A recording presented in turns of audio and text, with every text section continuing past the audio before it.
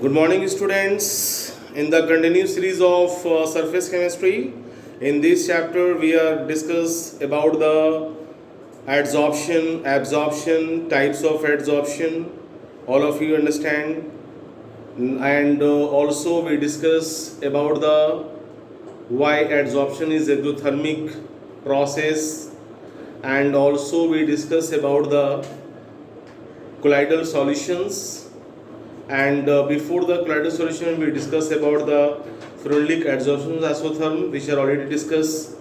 What is Freundlich adsorption isotherm? It is a graphical relationship between extent of adsorptions and pressure, and it is represented by using a formula x by m is equal to kp to the power 1 by n. Already these things are discussed, and in previous video we discussed about the colloids and their types.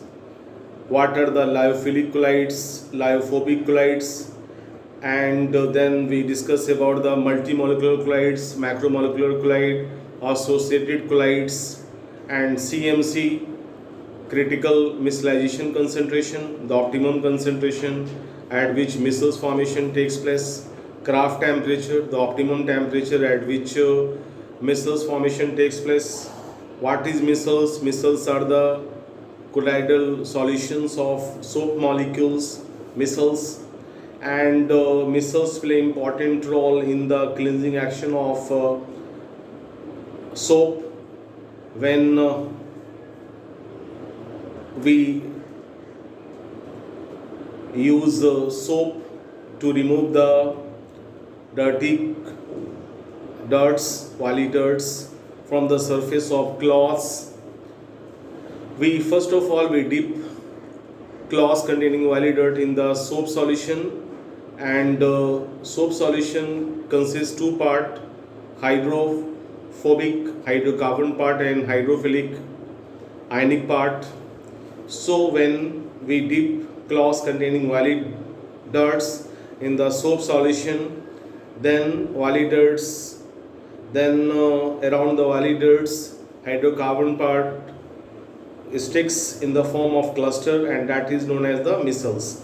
And when micelles are agitated, then it is broken into small globules, and these globules washed out in the current of water, and we get clean cloth free from oily dirts. So once again, what is the formula of soap? Soap is a generally sodium salt of long chain carboxylic acid, and one example of soap is sodium estrate. The formula is C17H35COONA, in which they have hydrocarbon part and ionic part COONA. So ionic part is hydrophilic in nature, and hydrocarbon parts are hydrophobic in nature. So they are used to clean the oily dirts present over the cloths.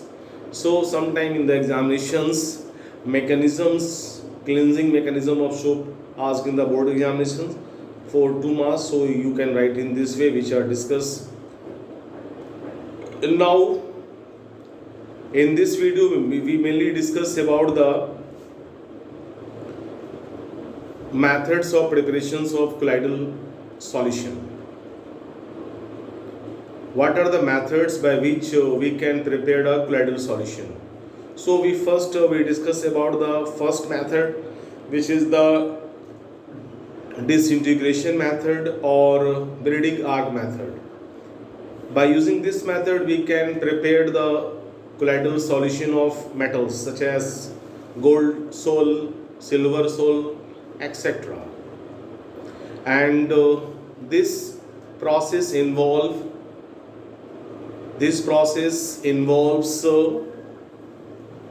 dispersion as well as condensation.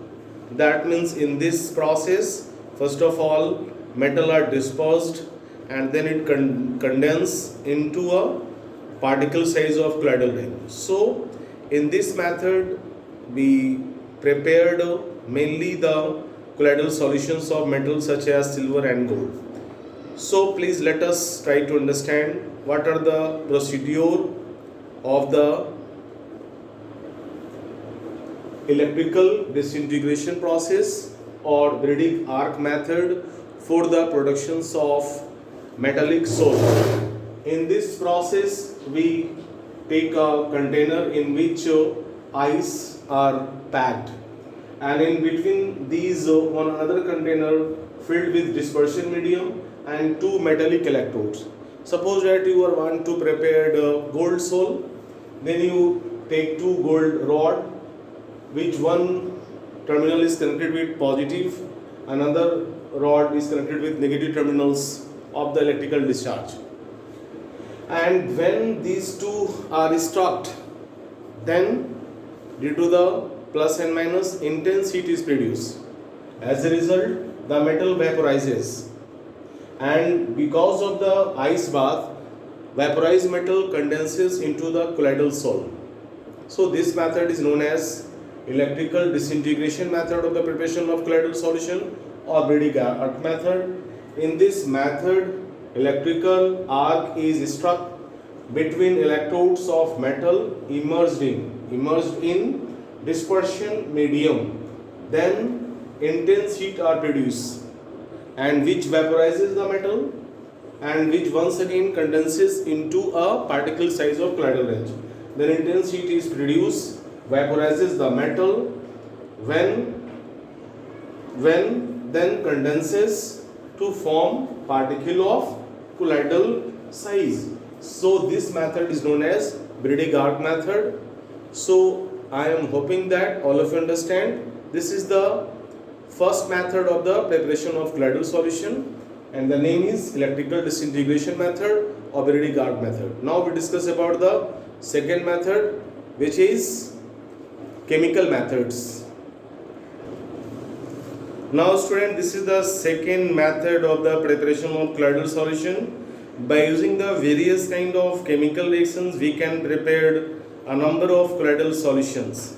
For example, in first method, we apply double decomposition method. In this method, arsenic oxide reacts with hydrogen sulfide and forms arsenic sulfide sol.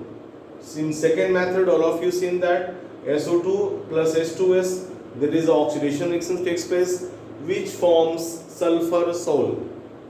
Understand? Third one, auric chloride plus formaldehyde plus 3H2O.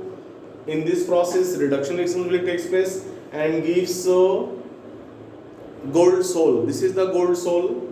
Lastly, ferric chloride is undergo the hydrolysis reactions to forms ferric hydroxide sol.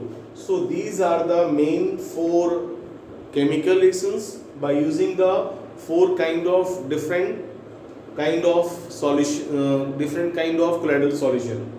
So these are mainly asked in the examination: how will be prepared chemically, gold sol, sulfur sol, ferric hydroxide sol. So please all of you remember the formula of making these kind of the colloidal solution.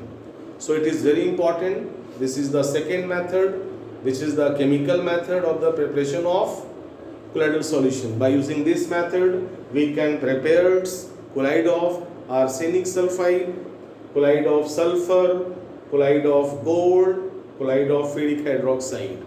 So these methods are used in the chemical methods of preparation of colloidal solutions. So please all of you remember all time, because in examinations several times these type of things are asked. Okay.